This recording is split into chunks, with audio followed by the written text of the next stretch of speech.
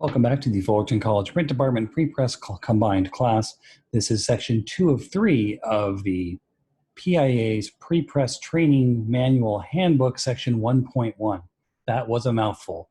We'll go through a couple slides here. Again, this is not PowerPoint karaoke. You can read these things for yourself on your own time as well. You don't need me to read them to you in excruciating detail. Unless you do, that's what office hours are for. I'm kidding, please don't. So, we're going back to design considerations for print. One of the tricky things about a good print project is you cannot just kind of make it up as you go along. You need to have a plan from the beginning. You need to understand how it's going to turn out before you start. You can't start making a business card and through some sort of magical, mystical self-discovery moment find out that it really works better as a banner. That doesn't actually happen. You have to plan for the size, the shape, the colors are going to be used, the type of paper, what type of binding, finishing, and mailing is going to be necessary from the beginning, or you will, trust me on this, I've failed in more ways than you guys can imagine, you will regret it.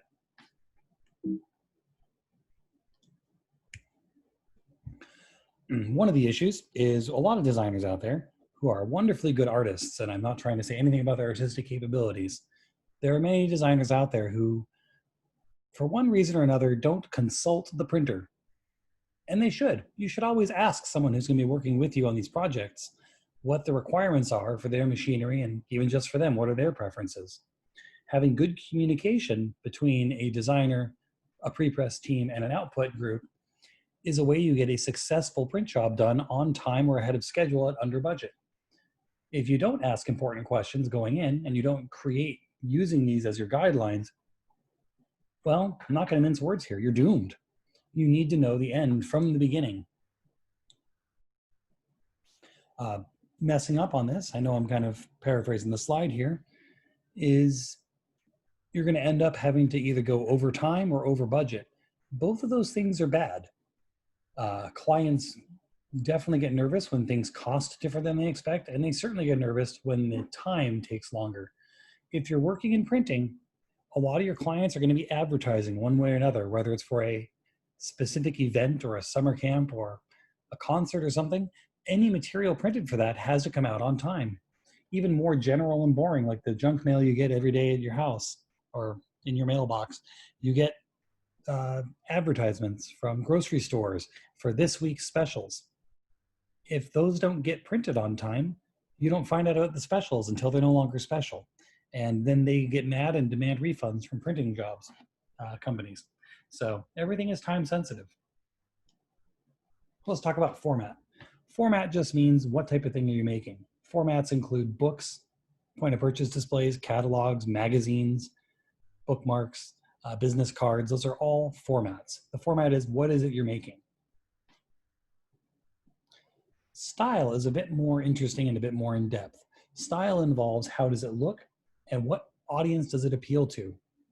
A lot of things come together to make a style. Shapes, mass, organization, the type you use, the color you print with. Again, with this being a slightly older book that's been updated sometimes, but not enough. One color projects are still out there. People like to do them because they save money to print with just one color ink. The second option on here, the black and a second color, is often not the case anymore. When I was younger, growing up, this was pretty common. A lot of places would print brochures and bulletins and stuff. Like the church I grew up going to would always print a 2-color print job to make it look like it was full color, but it wasn't. They used the very trendy late 80s, kind of a dusty rose and a deep purple, and that was their combination of 2 colors to make it feel colorful and vibrant, but they only used 2 colors of ink because any more would cost too much. Full color or 4-color printing, whew, that was reserved for big magazine publishers. Nobody else could afford that. Times have changed. Everybody uses that now. Typically nowadays, almost everyone runs 4 colors of ink. Cyan, magenta, yellow, and black, CMYK. If you're not already familiar with them, oh, you will be. So those 4 colors we use as our primaries to be able to mix an approximation of any color out there. We can recreate photos and historic artwork and whatever else we need with those 4 colors. Sometimes you add extra colors beyond that makes the price go through the roof. Making style match the audience. This is an important important piece. I'll give you analogies of things I don't fully understand because I don't actually fish. But they say that you want to fish with the type of bait for the kind of fish you want to catch. This is where if I actually did fish, I would tell you what kind of bait got what kind of fish. But all I know is that dynamite gets you all the fish in the lake and arrested. Anyways, I do have a good story for you, which I'll try to make brief, from my early days in graphic design and print. One of the first jobs I ever had in graphics and printing, I was working for a wonderful wedding and family photographer named Mia. Mia's awesome, by the way. Anyways, she and I did touch up for her photos, and she did the actual photography itself. And we went together to a lot of trade shows and things to try and sell her services to different types of people. There was one children's convention that we went to for kids products. We're like, yes, we're going to do this. And we took out her super awesome, high-speed, sleek trade show looking booth with her amazingly well printed photos and her video that cycled through samples of wonderful photo shoots she did, and some of her equipment out so you can see how professional she was. And the first day of this event, nobody stopped by the booth like at all. Like we spent the whole day just kind of talking to each other, trying to get people to come to our booth too, but nobody came. And she looked professional. She looked good. We didn't figure out what was going on until we really looked closer at the event and realized, you know what? We stand out here, but not in a good way. She looked extremely professional, and that made her look pricey.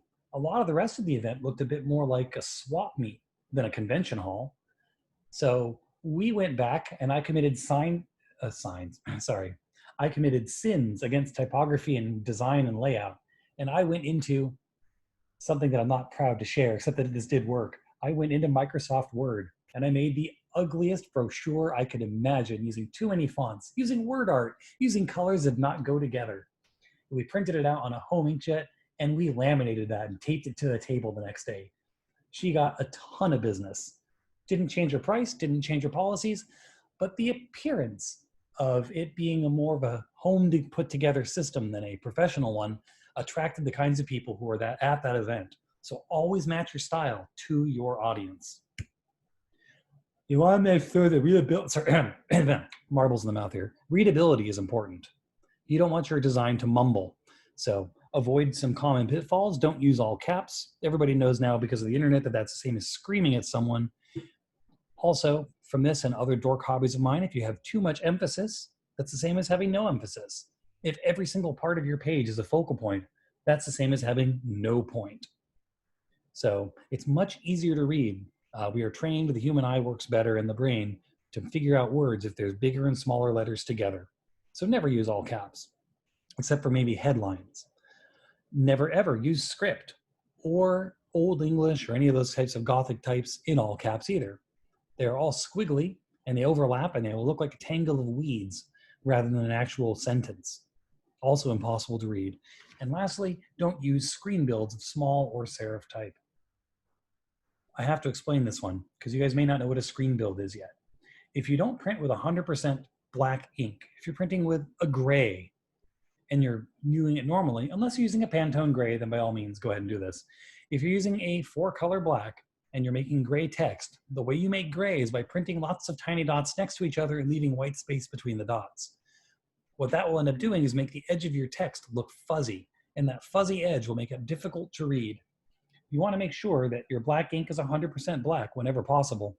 And if you're using a color with mixed CM and Y values, one of them should be at 100%, so one of the colors can give you a solid edge to your type. Otherwise, it'll look fuzzy and hazy. What just happened here? Thank you, computer. We'll talk about color for a few minutes, and then I'll let you guys go for now. So, colors are important. They appeal emotionally to your audiences. Whatever you're trying to do, whether you're trying to sell something, convince people to vote a certain way, get them to believe something, or to learn things in a textbook, you're always trying to convince people with your prints. Colors will help you connect to people. Most people make their decisions emotionally. No matter how rational you think you are, you probably make your decision based off of what you want, and then you rationalize it later with facts. I'll just briefly go through these. And I'll also give you an example of a big shift in my lifetime. So red is often used in advertising food, or it was, and red is an excitable kind of romantic, or they call it a high arousal color. It makes you feel alive. It makes you want to do fun things. That's why Coca-Cola goes red. Now, one of the interesting things, and I'll talk about it more when we get to green, is these colors that are considered an appetite color used to be used on restaurants everywhere. As a child of the 80s, growing up in the late 80s and early 90s, whenever we went out to eat at McDonald's or Burger King or any of the other big fast foods, the whole restaurant was painted red, orange, and yellow, inside and out.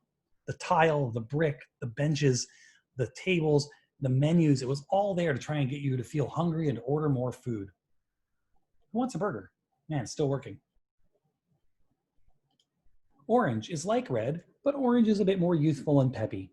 One of the things you might notice if you ever go to are there any toy stores anymore? A toy section of a store, and you walk down the more kind of preteen age toys, you'll notice a lot of orange. Don't ask me how I know this, but a ton of Nerf toys are all bright orange in color. That appeals to kind of that youth demographic. It's fun, it's exciting like red, but it's a little bit more approachable. Pink. Pink is used for a lot of things. Sometimes it's considered feminine, sometimes it's considered appealing and sweet. Sometimes it's considered very, very fancy and nice and refined, and other times, if you think like a good Barbie pink, it looks kind of cheapy. As a parent of a 4-year-old girl, I'm starting to see the super duper bright pink toys appearing in my house. And yeah, they don't look very high quality. There's something about the very bright pink that just feels disposable. Yellow can be comforting and optimistic. Yellow you should never use in text. That's what my kindergarten teacher taught me, and I still believe it, because you just can't read it against white. Yellow next to black is high contrast, almost as high as black to white. It's very legible. It's very commanding and is used for warning signs. And in fact, a lot of dangerous animals are also yellow and black. Go Hornets, by the way. Green. Green feels like nature and refreshment.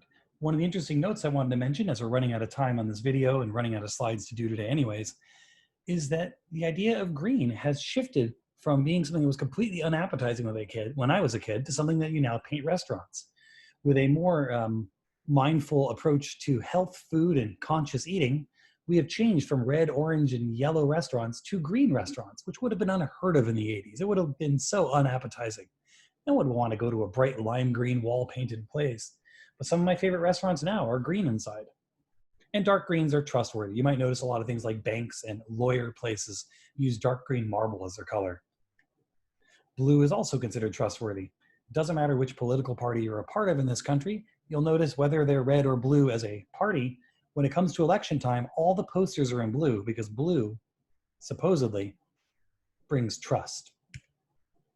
One last moment before I cancel out of here, and we'll do another video in a little bit. Color costs money. 4-color printing is more expensive than 1 or 2. It's become standard now, but it is still more pricey. When you get into more colors beyond the 4, anything that cannot be mixed by cyan, magenta, yellow, or black, a special extra color called spot color costs premium prices.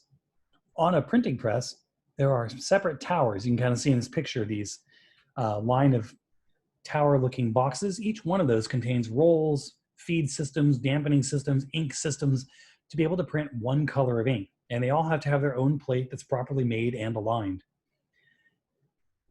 Most places now use 4-color standard, but if you want to go past this, any additional color requires an extra plate, extra setup time, extra cleanup time, extra alignment time, and it costs a lot more money. So when you open up Illustrator or InDesign or Photoshop and you go through your color palettes and you find that Pantone palette, think twice and consult your clients before you start using it, because it's not just pretty colors. Those all come at a high additional price. We're going to stop here for now, and we will come back with the last of this for one more recording. Thanks for listening.